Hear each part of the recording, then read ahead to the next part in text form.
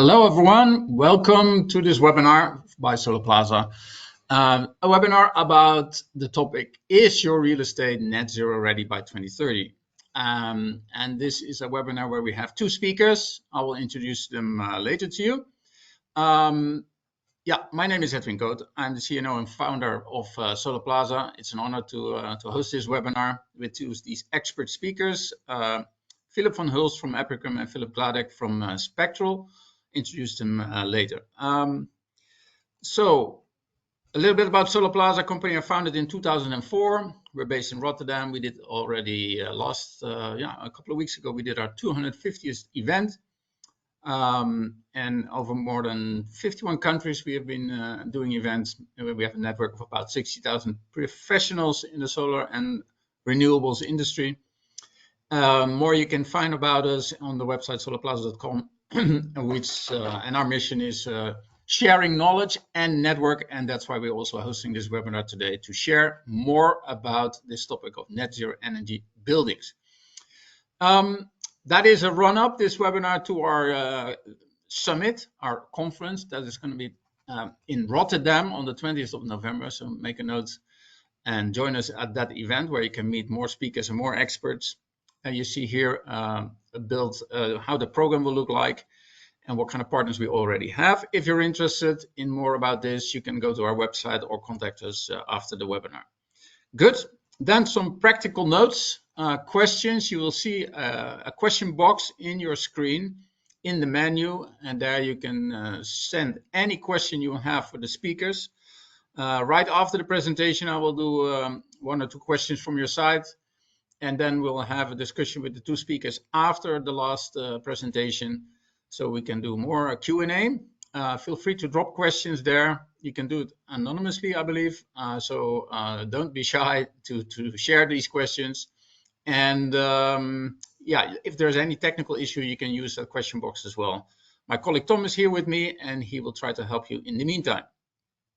Good. Slides will be made available after the webinar, and you will receive instructions within 1 or 2 days to find those slides. And full recordings, they will be made available on our platform, on our website. Good. With that, we're going to start and do a first question, a poll question, because it's interesting to see what kind of topics are on your mind why you joined this webinar. So you can make a vote on one of those answers that we have written down here. So are you joining because of new business opportunities, exploring that? Or is it because you want to know more about the legal framework, financial implications, or maybe country-specific legal impacts or services to help you achieve your goals with respect to renewables? So you can make a vote here in the screen. And in the meantime, I see that Philip is there. Philip, welcome. You can mute your camera for now, and I will introduce you later. But great that that's all working. Then the answers are coming in, and that's a nice spread. People are there to learn more about the legal framework, business opportunities, financial implications, country-specific impacts. Yeah, good. So broad interest for the topics that we're going to discuss today. And so that will bring me to the first speaker, and that is John Philip van Hülst, and he's Vice President on the M&A and head of the London office of Apricum. You probably know Apricum, the Cleantech advisory firm. He has a background in financial auditing and Cleantech. Cleantech focused M&A. He brings deep expertise in buy and sell side transactions, private equity strategy, and evaluation across renewable energy and manufacturing sectors. He plays a key role in the advising strategic growth and investment to a global clean technology landscape. Welcome, Philip. Are you there? Yes. Hello, Philip. Yeah. How's it going? All good. Thank you very much. All good. Philip, just a question out of interest from my side. For how long have you been working in the clean tech or renewable energy space? So really focused on Cleantech, basically roughly 2 years. But prior to that, I had several projects in the Cleantech industry as well. But the focus came with Apricum basically. So before that, I worked for EY and had quite a lot of renewable energy expertise as well. But that was more broad, and now really focused. Okay, good. So Philip, the floor, your presentation is ready on the screen, so you can take it away. Thank you very much, Edwin. Well, thank you everybody for joining me today in this presentation on net zero buildings and their role in the European climate strategy. Net zero buildings are structures designed to produce as much energy as they consume over the course of a year. They achieve this basically through a combination of highly efficient design, advanced insulation, and on-site renewable energy generation, such as solar panels, for example. And the ultimate goal basically is to minimize or eliminate carbon dioxide emissions from building operations, making them a cornerstone of sustainable development. So let me just give you a brief overview when the slide jumps.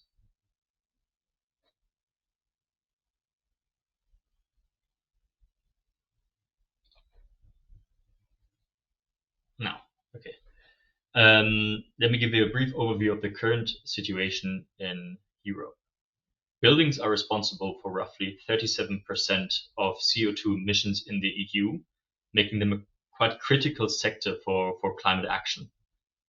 In the EU households, within the EU households alone, space and water heating alone account for about 80% of energy consumptions.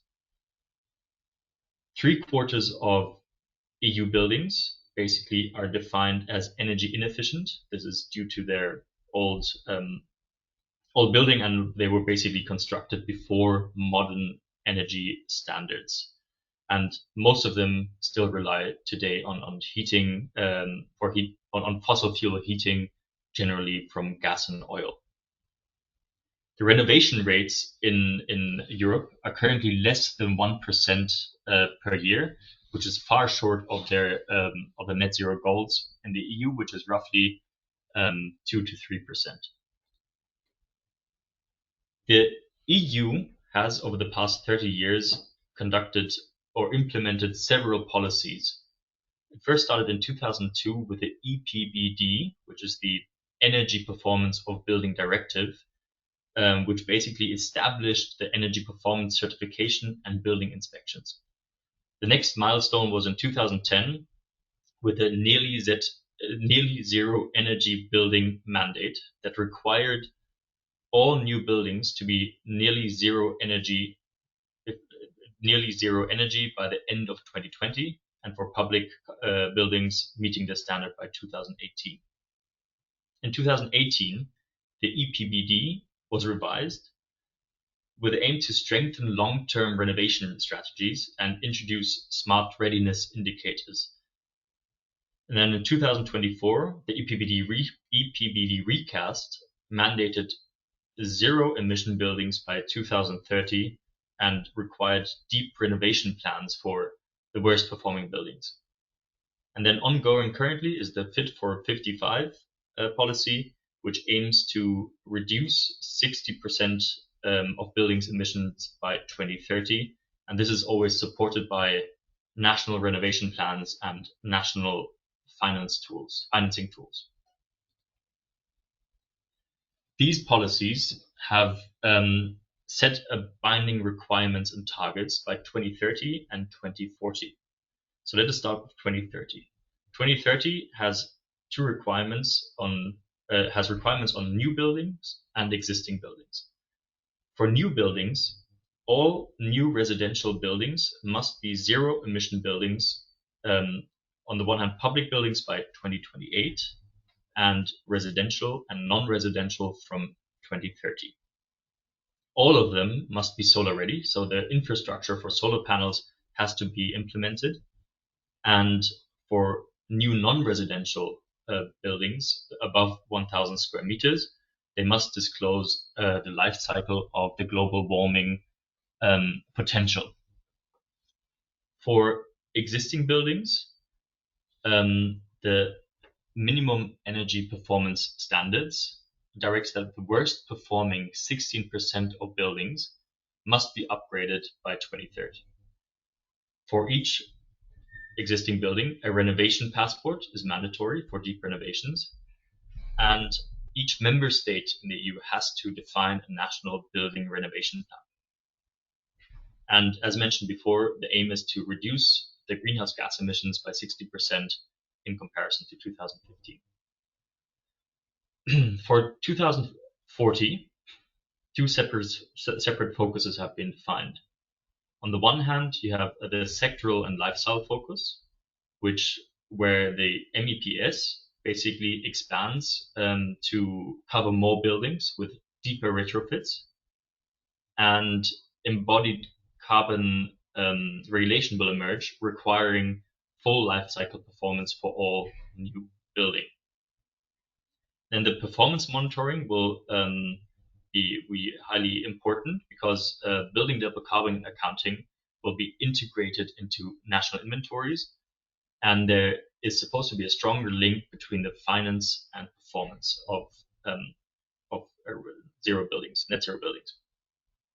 So basically, the outlook is that for 2030, there is a legal deadline for new zero emission buildings and renovating the worst performing stock, whereas for 2040, will define how deeply and quickly the remaining buildings will be decarbonized. As mentioned before, all member states have to define national laws as well. So let us take Germany as an example. Germany put a national policy framework, or main legal instrument in this sense, is the Building Energy Act, the GEG, which transposes the EPBD, the European standard, into a national law. Basically, it says that the KfW and the BEG will offer grants, loans, and everything for energy efficient renovations and new buildings. For new buildings, the key measurement is that the GEG mandates the use of renewable energies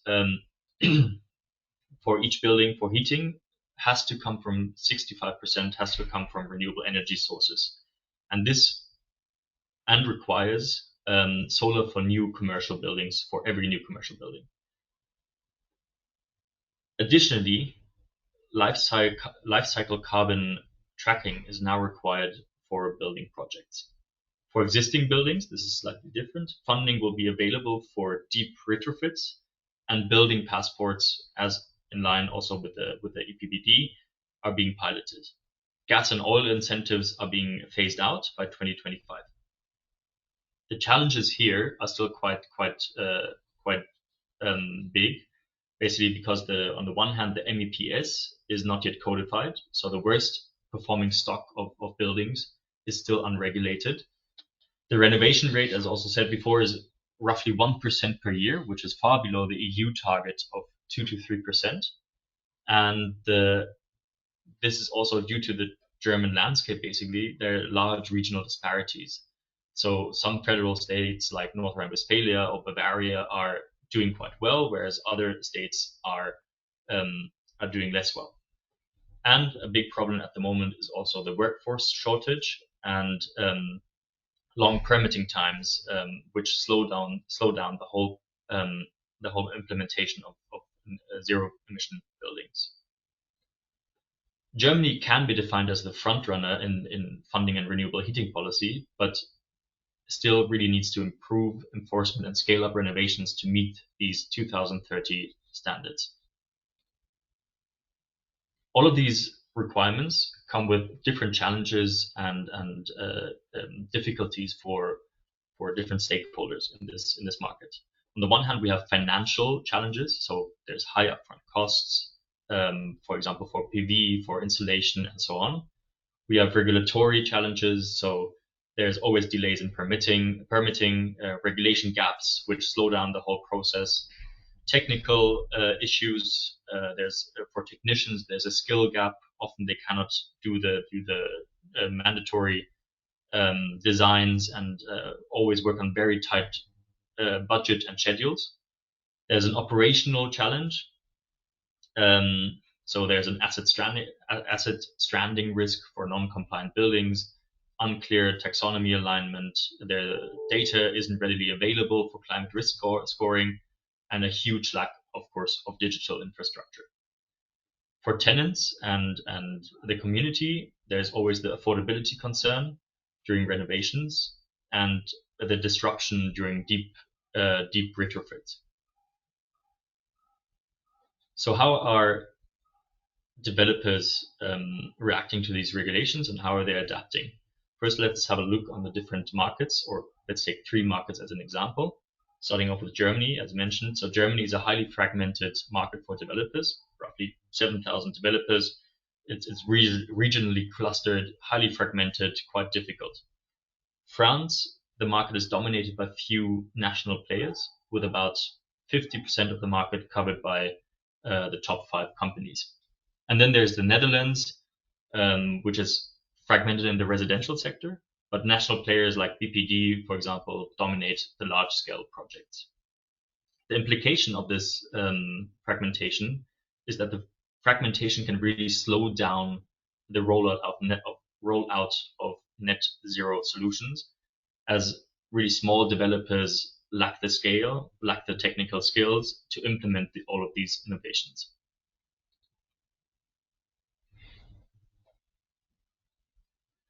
So developers are adapting in a certain way. There are different approaches they're using. For example, in this case, the design, they're changing their designs.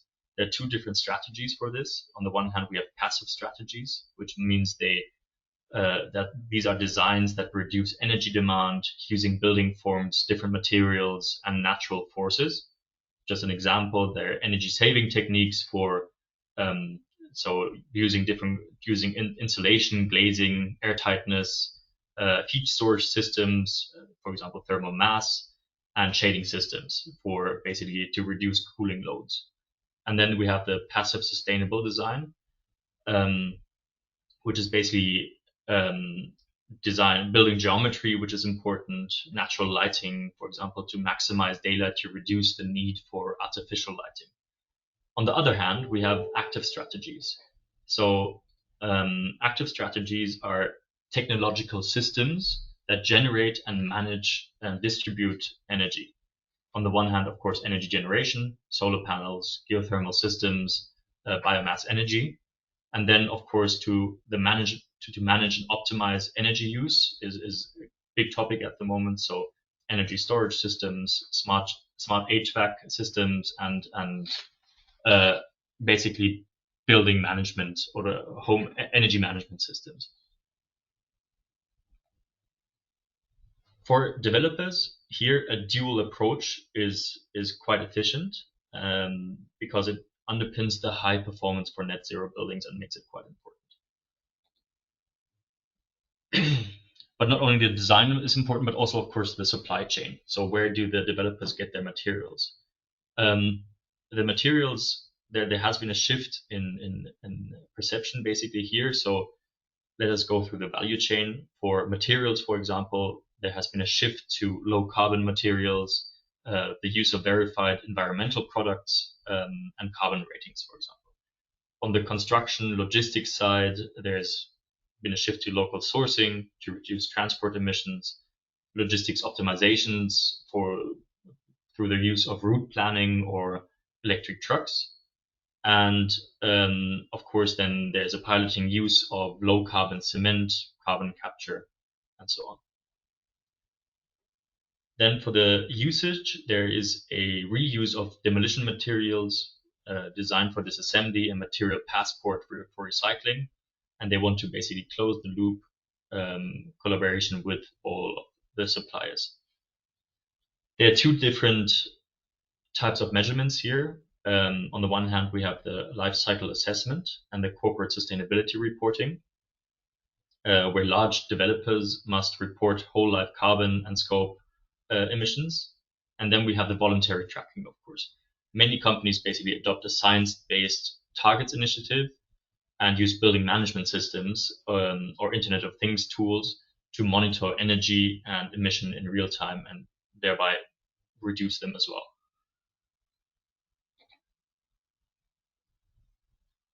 The EU has basically implemented a financial and operational case for net zero that reshapes the profit model for the different stakeholders in the real estate industry. On the one hand, we have the green finance, of course, where green bonds, sustainability-linked loans drive access to capital for net zero projects. There's the ESG pressures, so ESG compliance is becoming quite mandatory for developers. And furthermore, we have tenant demands. So corporate tenants, for example, demand buildings with shared energy performance data, emission targets, and even more. And green leases are now standard in cities like Berlin, Paris, or Amsterdam. And another tenant pressure is basically that outdated buildings face vacancy risk. So there will be retrofit costs, financing barriers, and so on. So the key risk for the stakeholders here is that the buildings fail to meet the ESG and carbon standards, and they risk that they become a stranded asset. With lower valuation, reduced access to financing. So basically, just to close my presentation, net zero buildings are essential to reduce CO2 emissions and energy use in Europe.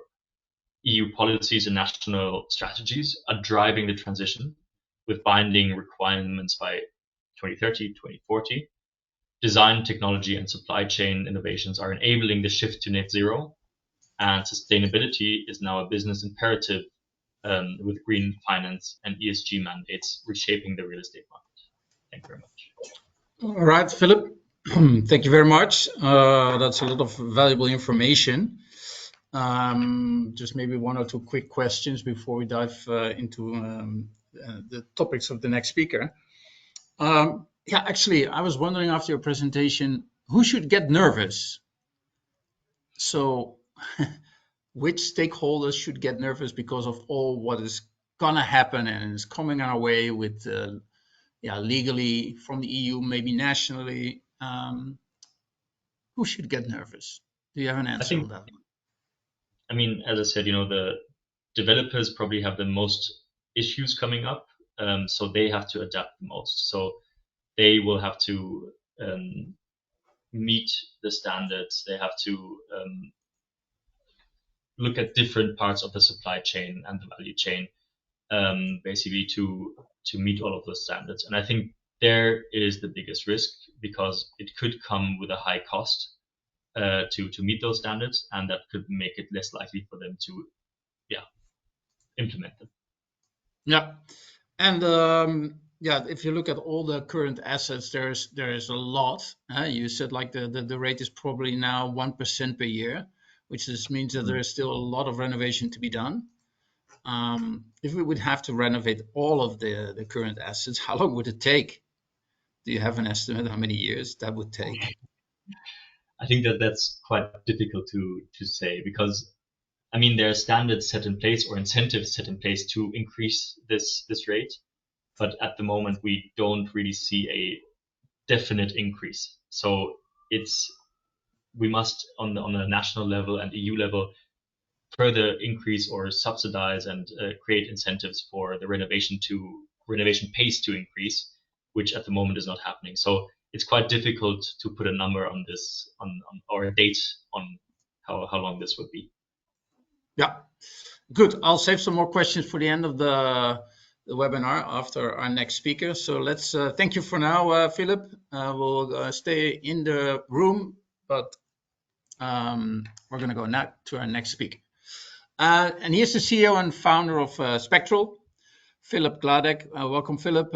He's a self-taught engineer with a background in business strategy, originally from New York City. Philip founded Spectral in Amsterdam in 2015 to focus on accelerating the sustainable energy transition through the development of smart energy technologies. As CEO of Spectral, Philip is responsible for leading the organization and directing the development of Spectral suite of cutting-edge technology platforms. We're probably going to hear more about that very soon. With a specialization in energy and asset management systems, Spectral's smart energy solutions focus on a number of key impact areas, including smart buildings, smart grids, distributed energy resources, and energy flexibility market. Welcome, Philip. Thanks, Edwin, and sorry for the mouthful during in my bio, but thanks for the introduction. Yeah, the participants will receive the slides so they can read it through afterwards, and they can see that you have a long history. Actually, when did you start in renewables? Well, yeah, so in renewables, in the energy world, it was about a decade ago, and I actually founded Spectral. And of course, before that, I was also working, leading our sister company's tech team, doing a lot of work in the broader clean tech space, also looking at other kinds of sustainable resource technologies beyond just energy. Yeah. And just out of curiosity, do you have do you own a house, and do you have solar panels on your roof? Are you trying to get to net zero with your own house? If I owned a house, yes, I would aspire to do so, but I'm still renting, actually living on the top floor, on the 18th floor of an apartment building in Amsterdam. So also kind of a challenge to get solar panels on, yeah, well, slash, it's not an option. But we are looking to, in the next couple of years, probably buy a place. So that's definitely going to be a topic once that happens. Okay. Well, Philip, you can take it ahead with your presentation. Look forward to hearing more. Great. Thanks, Edwin. So yeah, as Edwin introduced, I'm the founder and CEO of Spectral. And today I'll be talking a little bit about certainly some of the topics we just heard from the other Philip, also zooming in on some practical cases, as well as some observations we've seen in the market. And starting off also zooming in on some of the key challenges that we've seen, especially in adoption of net zero buildings or moving towards more sustainable smart buildings, which is what the market demands if we're going to reach the targets set out by the European Commission and society at large. So one of the things that we've observed also in the work that we do, as Edwin introduced, we specialize in energy management systems. So within the context of buildings, being able to optimize how the building's energy use works, especially through controlling the heating, ventilation, and cooling systems, but as well other types of energy resources in the building. And if you look at the energy label system, which every building has in the Netherlands and in other countries, other types of labels or certificates exist. Well, there's often a big performance mismatch between what the theoretical value of the building's energy use would be and what you actually measure in practice. And that's also highlighting the necessity to have systems that, as the other Philip was mentioning, provide a more real-time insight into what's actually happening within the building. Especially if we're going to be able to progress on the path towards the renovation targets and the energy intensity pathways that have been defined for 2025, 2030, 40, and beyond. And what we've observed is actually, surprisingly, in a lot of the buildings that are label A or A+, even you see actually a much higher usage compared to the theoretical energy use than maybe a building with even some of the lower label buildings have perhaps a closer performance compared to their theoretical values. And part of the reason is that the complexity of these systems has just increased, and resulting in expectations actually for renovations not being met. So a lot of money is being put into replacing installations or improving the envelope of the building. But unless you have the right technological approach, and especially what we see, right, is this complexity in increasingly high-tech buildings, more and more systems with more and more complex controls, that if you use them properly can really result in the efficiency gains that were calculated in theory. But unfortunately, we see that often doesn't happen. So the label A's, or the buildings that are in theory supposed to be most efficient, are often consuming more than a label C or D because of how badly set up and configured, especially the control systems within the heating, ventilation, and cooling side of the building are done.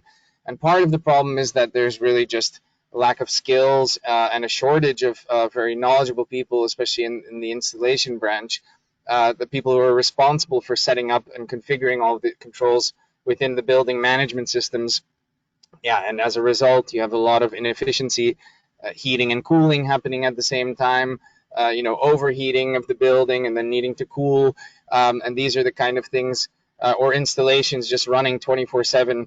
I mean, we've gone into buildings, that even when it was minus 10 degrees outside, the chillers were running constantly because, again, of how things were set up. And, part of that is also compounded by the fact that there's misaligned incentives in the installation branch. The installers aren't paying the bills for the energy use. They just want to make sure they don't have climate complaints and issues within the comfort of the building. As well, oftentimes there's a separation between those who design systems and those who actually are later commissioning and managing the systems, meaning a lot of things get actually lost in translation, or it's hard to make sure that in the end things are performing in line with their expectations. Also because there's sometimes a shortage of data to even measure and track that. So those are some of the things that we've seen as well. There seems to be, well, as we already saw in the previous presentation, a lot of regulation coming, right? Over the past years, several revisions to the EPBD, another regulation, national interpretations of that, and as a result, also, I think it's a lot of information for developers and other stakeholders to process to even know what should they do to comply.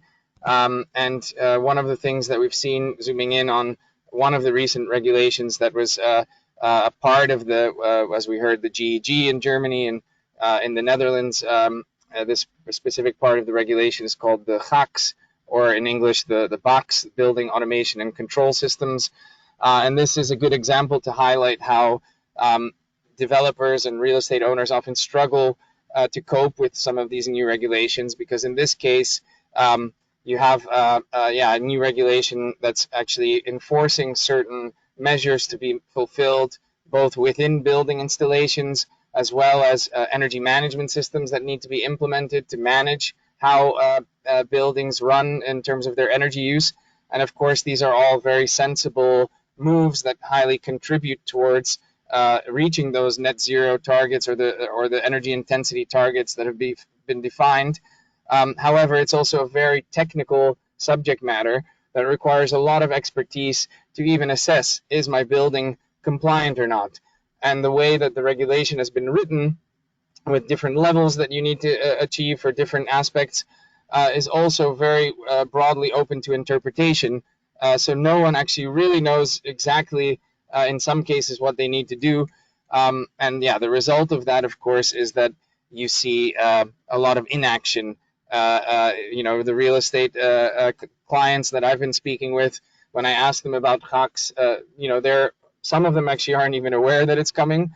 The ones that are often taking the position of, well, actually, we only need to be compliant by 1st of January of 2026. So actually, in theory, they should be acting and making moves now to ensure that they are compliant by that date.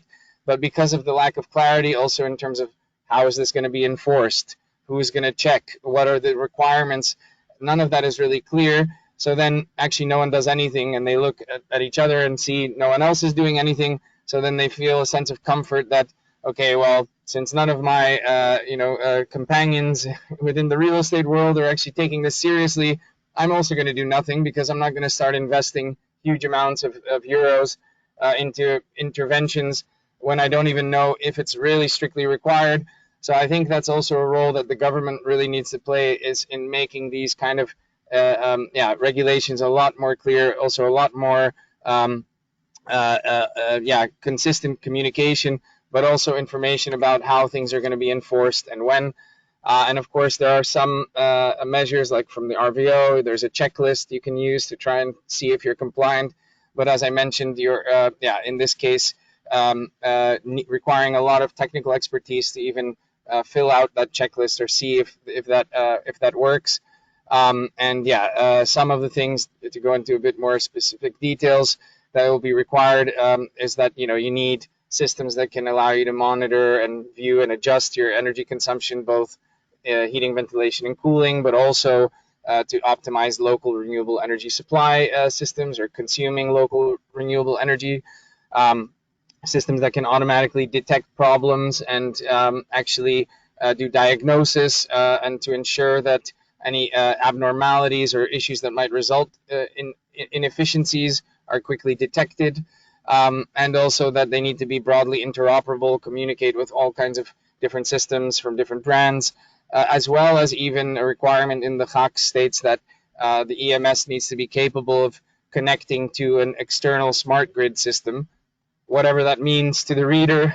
Well, I think you'll get many different answers if you ask that question, but those are the types of requirements that are included within this new regulation. That in Germany, the equivalent to the HVACs is the GEG 71A. There, it's already been actually, technically speaking, enforced as of 1st of January of 2025. Talking to German real estate owners, I get the feeling that not much actually has been done on this front, even though technically for 6 months they should have already been compliant. So that just illustrates again how the regulation needs a better, more integral approach and governance behind making sure that it's actually implemented and a success. And the HVACs and these kind of regulations are, of course, trying to nudge the system into a direction which is absolutely essential if we're going to achieve the sustainable targets and a fundamentally different paradigm of how buildings operate. And so, what we see, and a lot of our focus has to date been on optimizing, especially how heating, ventilation, and cooling, the largest share of the building's energy use, how that operates, and tapping into weather forecasts, AI-driven algorithms to optimize all of the settings on a continuous basis, reading sensor data from within the building. And by doing so, we've been able to achieve, on average, about 20% of savings annually on the HVAC energy use, which is huge, considering that no new investments into windows or insulation or anything were required, no capex intensive investments, just software that is optimizing how the whole operation of the system works. So there's already a huge impact potential that can be achieved. And the business case, typically within 1 or 2 years, a payback period, or even in some cases a few months. And what we see now more and more is that buildings demand a more total building energy management approach due to challenges from grid congestion. And more you also see things like EV chargers, batteries, and of course electrification of heating as well means that the building is going to be having a much more volatile electricity profile, and that needs to be managed, especially if there's constraints on how much energy you can pull from the grid or feed into the grid. Optimizing the heating, ventilation, and cooling together with all of these flexible energy sources or generation is simply a requirement for the future, but also opens up a lot more opportunities. And one of the things we see happening over time is, we have our Brighter platform, which is really focused on building energy management, as you saw in this graphic. And we also have our Stellar platform, which is really focused on the energy sector, optimizing power plants and, of course, providing market access. And we see those two moving closer and closer together, that in the end, buildings are becoming distributed power plants with all kinds of flexible energy generation and demand. And you can also pool that together to, again, create a virtual power plant that can help stabilize the grid, but also act on dynamic market prices. And that is what we're now working on. Further developing is the link between our two platforms to make sure that actually the business case can be even further improved, and that we move towards a much more integrated, smarter energy system in the future. Some practical cases. So in this case, a distribution center in the Netherlands. which had a highly congested, it was built in a highly congested area, only a very small grid connection. So we optimize how the battery, solar, also generators, which are needed for backup power, are running, including also EV charging and other electrical loads, to make sure that the building can actually go into operation without worrying about security of energy supply. And now they're actually building a second distribution center that will be connected behind the same connection, where we will again ensure that through optimal control of all these systems, the buildings can simply go into operation.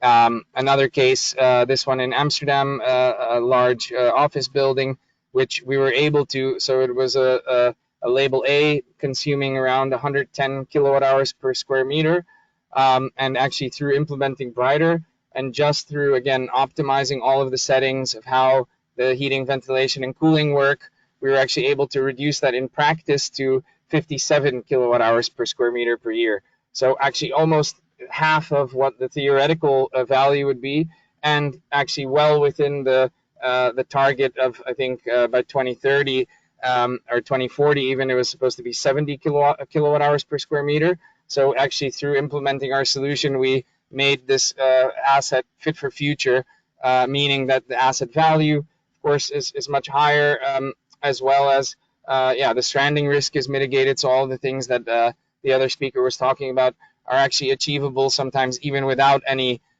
costly CapEx intensive renovations. And in this building, also a large building in the Amsterdam Southeast area, where ING is, well, it's part of their campus. Here we were also able to save on an annual basis about 20% of the gas usage, 6% on electricity, and also, resulting in a hugely positive business case. And in addition to just optimizing the heating, ventilation, and cooling, they had a major problem here as well, because again, grid congestion was resulting in that they weren't able to get more power from the grid. So we also optimize how the chillers, the ventilators, and also EV chargers in the building run. That's basically the next phase of the project, that we are going to be also doing smart charging, meaning that tenants can actually add more and more electric chargers, and that we can still keep everything within the limits of the grid connection through this more total building energy management approach.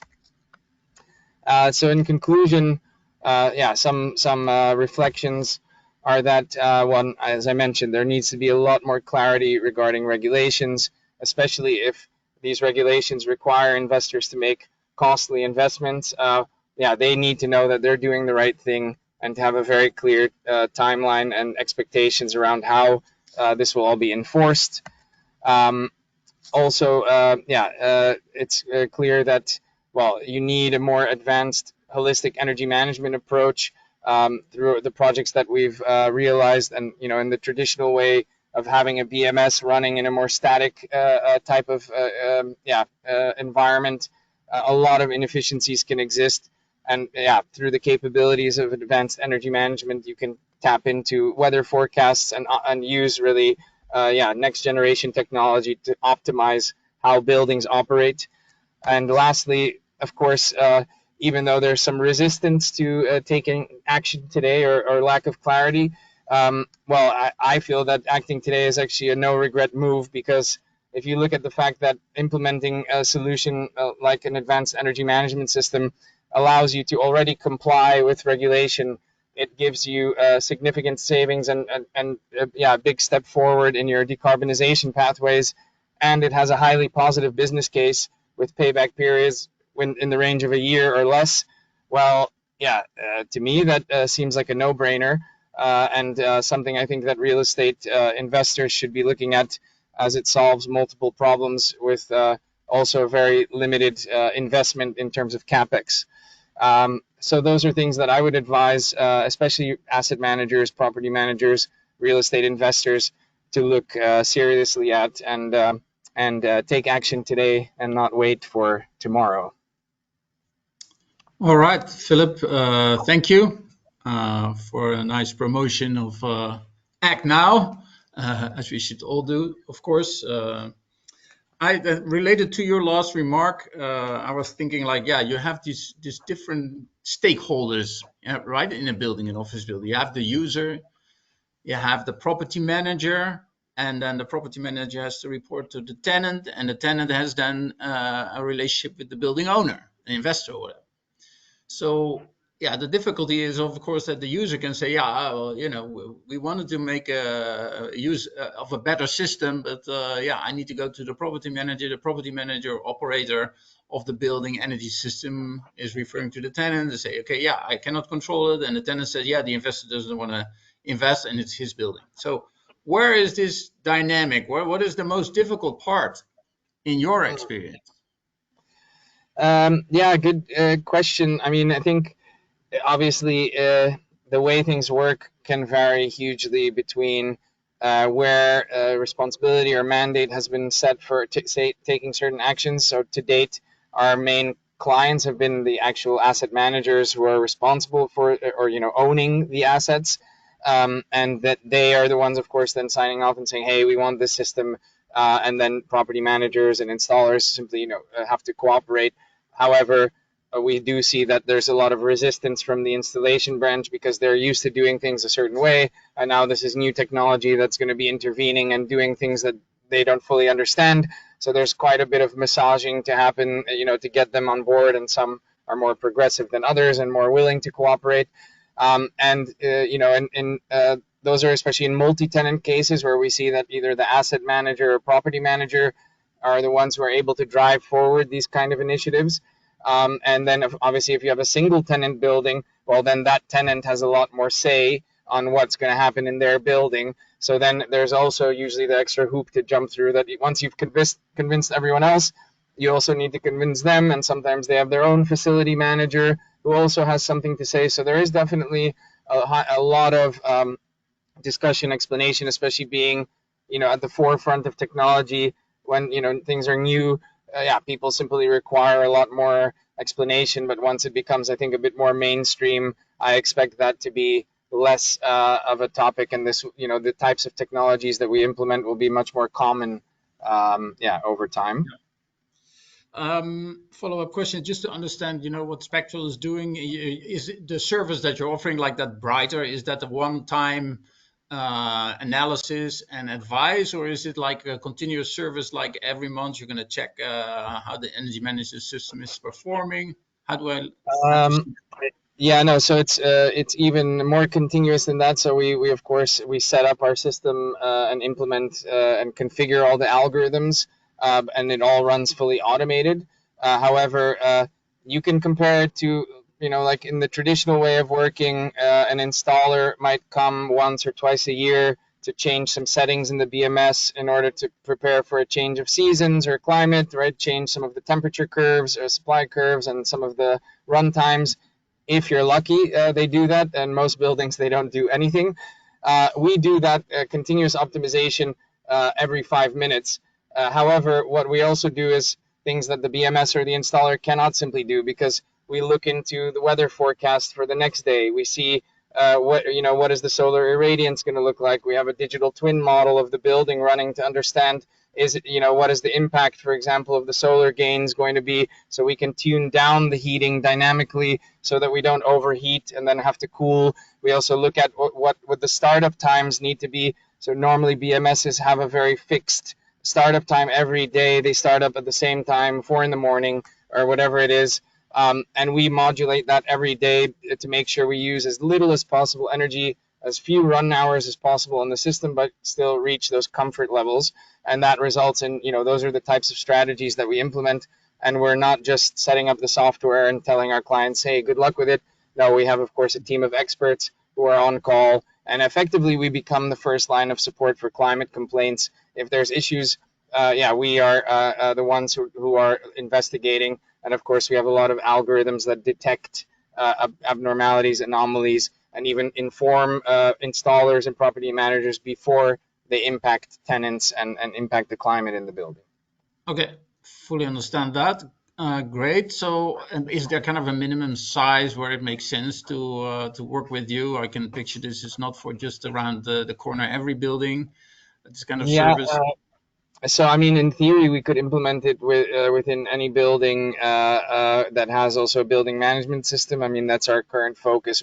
In theory, we could also interface directly with things like boilers or heat pumps in even smaller buildings. But yeah, we focus more on the BMS augmentation, and yeah, there's not really a formal limit, but like, you know, maybe 2,000 square meters is kind of the minimum, not because we can't implement it in a smaller building, but because for us as Spectral, there's also, you know, a certain amount of, you know, minimum time spent for even a small building. So as of, you know, 2,000 and up is where it starts to become more interesting, you know, from a revenue perspective. Okay, good. I will also invite the other Philip to come back into the final part. There's some Q&As, further questions. There is a question from Teresa, and she was asking what happens if a building fails to meet the net zero or regulatory standards. Maybe Philip from Apricum, you can start first. Yeah.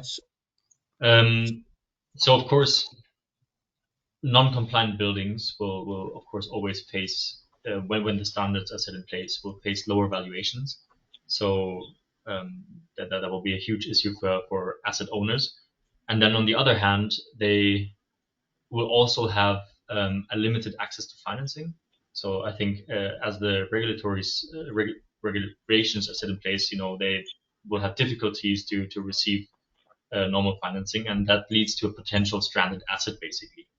And of course, with those regulations set in place, you know, they could receive fines, penalties, and stuff like that. So yeah, as my colleague Philip already said as well, you know, there is an incentive for action, basically, in that sense. There is an incentive, but there are no fines, penalties written down. Not yet. No, they will come on a European level or a national level. I'm not sure, but I think, you know, if the regulations get stricter to force or to speed up, as we discussed before, you know, the renovation targets, could be possible that penalties or mandatory retrofits under new regulations will be set in place. Yeah. Okay. Yeah, maybe also, I don't know if you have anything to add, Philip from Spectral, anything to add to that answer? What do you see? What is the urgency currently driving customers to come to you? Is it purely for financial reasons? Do you want to take that, or? Yeah. For you, Philip. Yeah. Gladek. Yeah. No, I mean, so to be honest, I think what I want actually to share an anecdote from one client I recently spoke to about this HVAC, and also how his perception on it was that when, you know, there was this requirement that all buildings need to be compliant with label C or by date X, and otherwise, you know, you might not be able to rent them anymore, and they become stranded, and essentially, you know, potentially huge financial damages. Then they were acting and taking it very seriously, also because the agency responsible for enforcing this was communicating consistently and very clearly about, hey, this is coming, you need to do these steps, and there was a sort of constant flow. Whereas in contrast, this part of the HVAC regulation, there's been very little to none communicated about it, and that results in their perception that, like, hey, yeah, this we don't need to necessarily take so seriously. And so I actually perceive that there's, in general, you know, there's, even though you have you know, potentially highly positive business case, and you can help with decarbonization, and that, you know, in principle all real estate investors want, I still sense there's very little urgency coming intrinsically because there's, you know, so much work to be done, and they don't necessarily, you know, not necessarily everyone is super motivated to do a lot of extra work, and then actually the urgency only comes when pain is felt, right? When there's imminent risk of financial damages, if there's a grid connection problem and they can't rent the building to tenants, or if a tenant really starts demanding and saying, hey, you need to do this or we're out, all of those equal financial risk, then they jump and want it done yesterday. But if it's just purely, here's a, you know, payback period of 1 year, we can help you make the building more sustainable, then they're like, oh, cool, yeah, let's talk about it next year. So that's a bit the mentality I find, yeah, which is, makes sense for various reasons, but also one would like to see a bit more urgency in general. Okay. Before I jump to another question from the audience, I was also wondering if you make a judgment on which of the markets in Europe is the most advanced, in interpreting and translating the European regulations into national policy and national regulation. What is the first go-to market? Is it Germany, Philip, from Apricum, or is it another country? I think Germany is, in my opinion, the most advanced one to implement or to say like to copy the EPBD regulation. So I think that's set in place. But as mentioned before as well, the German market is very fragmented. So I think there's still the issue. So we have the regulation set in place, but as also Philip just said, the urgency isn't there yet. So there's still quite a lot to do. Yeah, and also Okay. Germany is quite far behind. I would say in some other areas that other countries are much further ahead, especially smart meter rollout is almost, I'm not sure where it stands, but maybe a couple percent in terms of on a national level in terms of smart meter penetration, which is by default a problem if you want to measure, and especially you're doing renovations and you want to see the impacts of those or implement smart energy management where you could detect if energy consumption is too high. But yeah, if you don't have the meter data to actually do any of that, well, that's already quite a blocker or a challenge to some of the measures that would ideally be put in place. But obviously now with this new regulation and the types of systems that simply are being now mandated or enforced, this will all have to change. But if you compare to other countries where smart meter penetration might be, 98%, then Germany is actually quite lagging. Okay. There's a question I'm trying to interpret in the right way that is regarding like the use of storage also in buildings. And do you see any drive, any urgency from building owners, like the use of storage to with the variable pricing in the energy market? Is that impacting the market and to become more energy efficient and using like your software and your tools, Philip, from Spectral? Is there a drive to go for storage? Yeah, so I think the main driver for storage comes from the pain point of grid congestion. So that's really where we see storage coming, being more common. And of course, the other driver is just like for some parties, purely a financial opportunity, right? There's been a positive business case you could achieve if you do arbitrage and participate in helping balance the markets or balance the energy system, also known as passive balancing.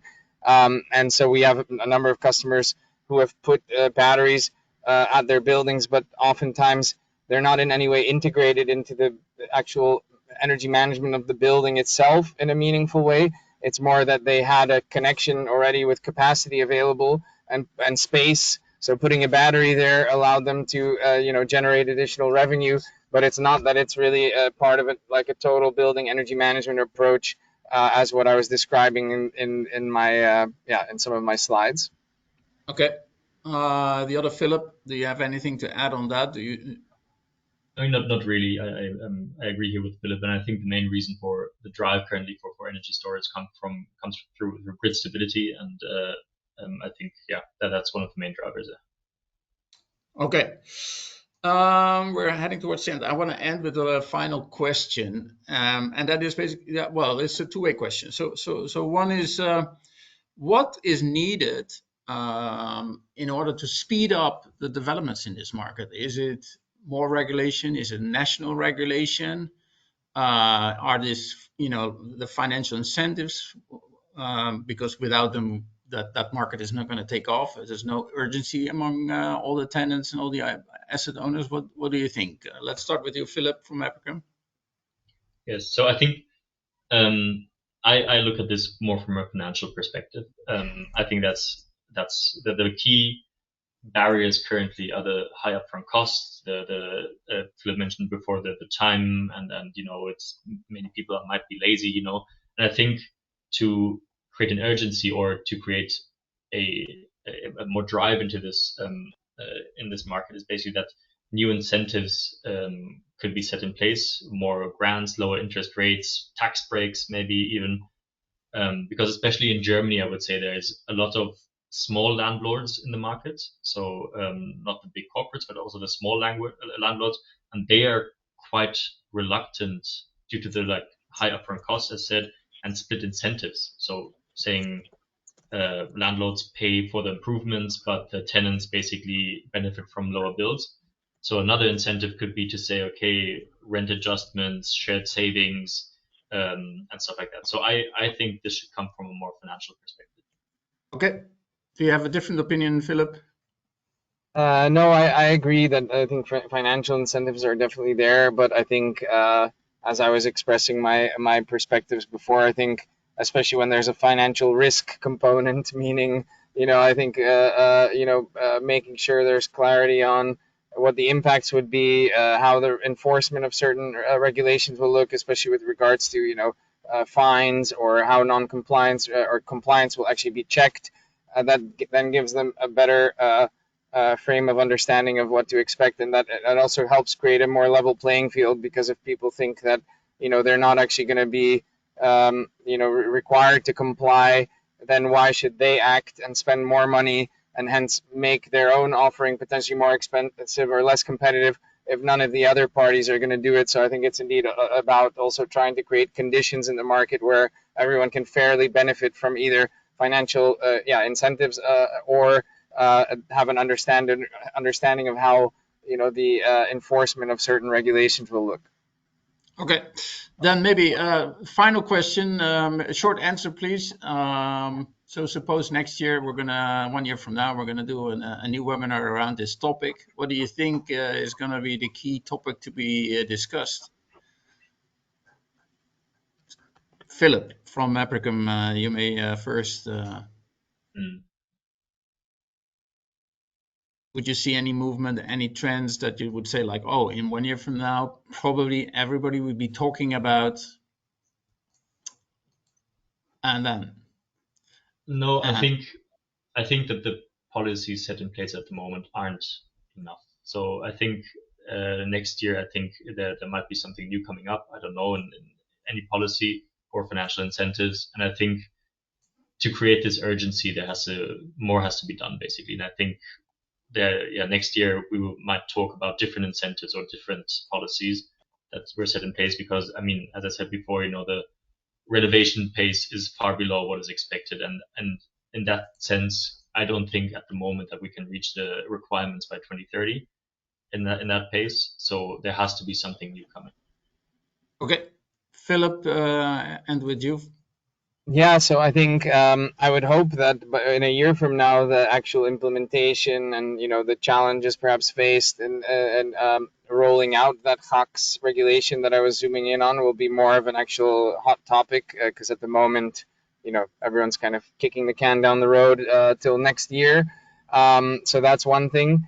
And another trend I would expect to become more prominent, which is already happening slowly, is that there will be a shift from this theoretical based energy intensity labeling paradigm towards more of the energy in use, what is actually happening. Because if you look at mechanisms around, for example, green bonds, or for example, our investor is the ABN AMRO Sustainable Impact Fund, a bank, and if when we talk to their team working on real estate, they're still saying, yeah, well, we just finished kind of rolling out the incentive mechanisms for, and focusing on getting our customers to get their buildings up to date with the labels. So still all based on theoretical kind of, paradigms. And they're still quite a ways farther away from, actually trying to align these kind of incentive mechanisms with the actual measured energy in use. But I feel that will also start to become, start to happen as especially energy management technology becomes more prominent in the sector as well. Okay, good. I would like to thank you both, Philip van Hülst from Apricum and Philip Gladek from Spectral. Thank you very much for your contributions. Of course, for all the listeners, you can find more information, and it was a nice bridge, the last answers to our event coming up in the 20th of November in Rotterdam in the Netherlands, to learn more about this path to net zero, which is necessary, although maybe not yet with fines and penalties, but with huge opportunities, I would say. And there's many more topics that we can discuss and we'll discuss at that event. So sign up for receiving more information about that event. Thank you very much, boys, gentlemen. Thank you for all the attendees, and we'll look forward to meeting you live in the next edition or at the event in November. Thank you. Bye-bye. Thank you. Bye-bye.